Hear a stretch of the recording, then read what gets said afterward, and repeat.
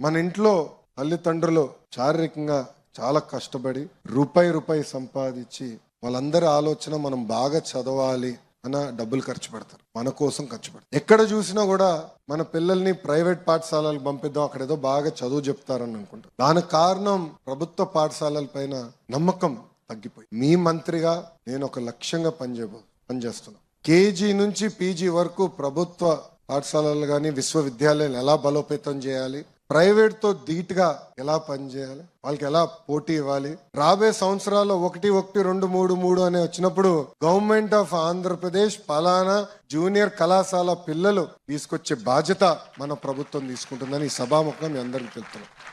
ఇది నేను సాధించాలంటే మీరందరూ భాగస్వామ్యం అవ్వాలి. ఇప్పుడున్న మీరందరూ బాగా చదవాలి. నేను కూడా ఇంటర్ చేశా. నా ఇంటర్లో నా మిత్రులే ఇప్పుడు కూడా నా జీవిత కాలం కూడా మిత్రులుగా మిగిలిపోయారు. కానీ అదంతా పార్ట్ ఆఫ్ లైఫ్. సత్య గారు స్ట్రిక్ట్ మాస్టర్, నేను కొంచెం లీనియంట్ మాస్టర్. చదవాలి, బాగా చదవాలి.